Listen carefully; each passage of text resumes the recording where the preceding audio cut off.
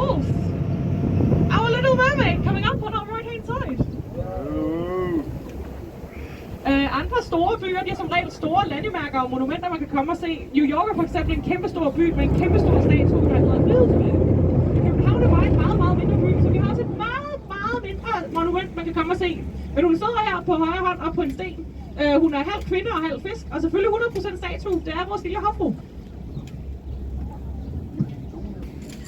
And from the boat, you are lucky enough to get a very rare glimpse of a beautiful backside. If you want a front side too, then hold on to your tickets, because it's going to give you a discount to our bus tours, and those take you past the front. The statue was originally commissioned by Carl Jacobsen, who was one of the founders of Carlsberg. Probably the best beer in the world, am I right? He was very enchanted with the character after seeing a ballet performance of the fairy tale, and then he asked the sculptor to make a statue. And originally they wanted the ballerina from the performance to model for the statue, but she wasn't that game on taking all the clothes off and being eternalized. So what do you do when the ballerina won't strip naked for you? You ask your wife instead, of course. So it ended up being the wife of the Oanees'Vlog-It sculptor who was posed for the statue instead. I guess you need to walk the royal yacht called Daniel, the one on our left. There are two pavilions, there's one with a crown on top and one with an onion on top. It is, of course, the royal family who sits inside the crown pavilion. And in the meantime, common people like you and me, the peasants, get to sit and wait inside the one with the golden onion on top. Yay! På højre hånd tager vi forbi to kongelige pavilloner. Det her kongepavilloner, deres gæster sidder og venter, når de skal ombord på kongeskibet Dannebro. Og der er to pavilloner, der er en med en krone på og en med en drøg på. Det er selvfølgelig kongepavilloner, der sidder igen med kronen ovenpå. Alle de mennesker sidder normale mennesker, som der er mig i køkkenet og skal vente ind i den med låget ovenpå. Inspired by their own craft when they designed the building too. It looks a lot like it's just a bunch of containers stacked very neatly on top of each other. I'm sure this is very deliberate. På højre hånd tager vi nu forbi Mærsk hovedkontor i København. Og Mærsk er jo et internationalt containerskibsrederi. Og udebart tager det ud til, at de er blevet inspireret.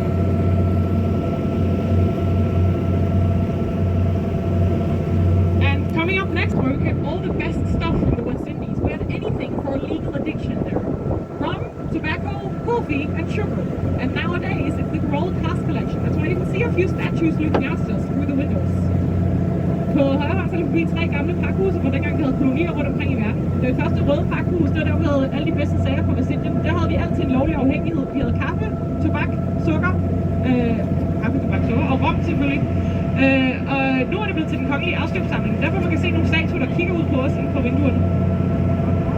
The yellow warehouse in the middle is where we kept stuff from Greenland, and the last warehouse is where we kept stuff from the golden coast of Africa.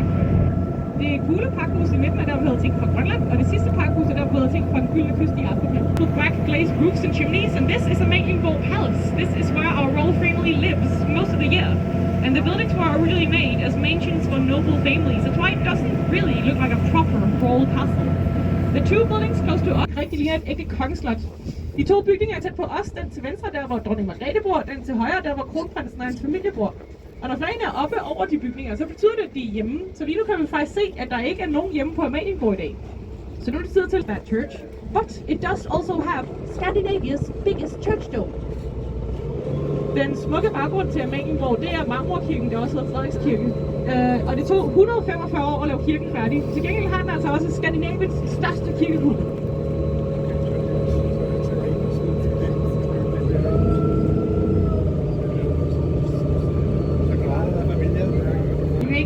We want to maintain a good biodiversity in the harbor, and to do that we've installed something called biohuts. And a biohut is a steel cage with oyster shells inside it, and we've submerged a lot of those under the water along the docks.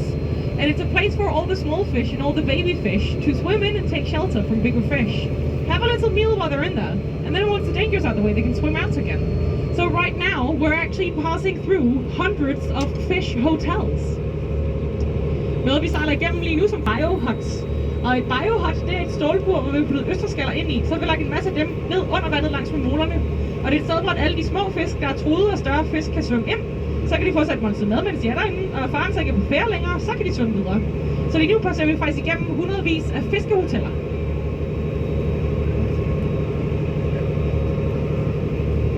And in a few minutes after we've passed under the next bridge, we'll be moving into an area called Christianstown, and that is also a residential area. For that reason, I mostly need to turn the mic off for that. But Christianstown was established by our King Christian IV. He was our Renaissance king. And he'd taken a little trip to Amsterdam. And then he thought, hey, love the look of that Amsterdam. Why don't we make a version of that here in Copenhagen? I'm sure that this way we can also attract a bunch of wealthy Dutch people to move to Copenhagen instead, settle down here, and that way we will get all their tax money. Genius plan. Except the Dutch people weren't that keen on moving to a smaller version of Amsterdam, but they didn't speak the language. Makes a lot of sense actually. So it kind of failed, and instead it became an area where local craftsmen and shopkeepers settled down. And it has eventually become a very popular area here in Copenhagen. Efter næste bro, så sejler vi ind i Christianshavn, og det er et boligområde, og derfor er der også en stillezone, så skal mikrofonen slukket for det meste af tiden, når vi er derinde. Men Christianshavn blev bygget af kong Christian IV, vores renaissancekonge, og han havde været en tur i Amsterdam, og så tænkte han, hey, Amsterdam ser rimelig smart ud. Skal vi ikke bare lave en version af Amsterdam her i København? Jeg er sikker på, at vi også på den måde kan få tiltrukket en hel masse rige, colorful buildings. We've got a bunch of houseboats, so there really is no need to visit Amsterdam at all. Food market. If you don't know where to go for dinner later, I do actually recommend this spot. It's very nice. They have a lot of different stuff to choose from. My personal favorite is the fried chicken sandwich from Poulet, so take notes. På højre hånd er der også et lille gademadmarked. Og hvis man ikke ved, hvor man skal spise aftensmad i aften, så synes jeg faktisk, at man skal spise der. Her der er en hel masse forskelligt, man kan vælge imellem. Min egen yndlings, det er fried chicken sandwichen fra et sted, der hedder Poulet derinde.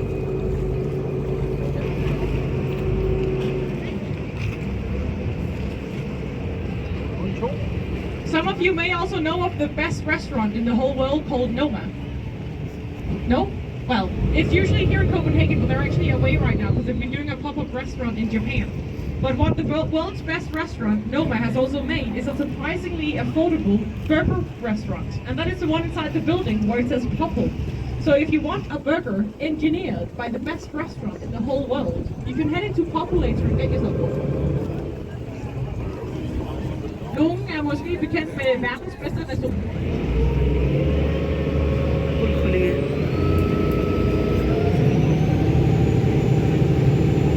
Access finally granted to Christianstown. Pretty tough for us.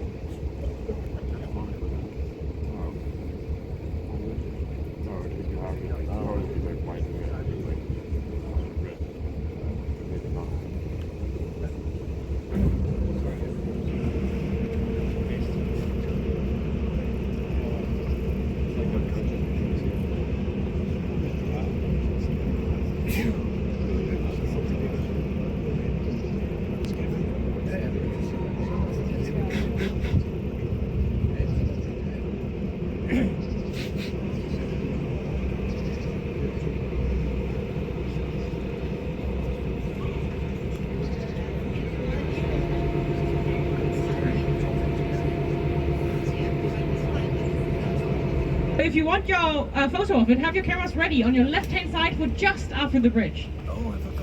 Vi skal til over næste.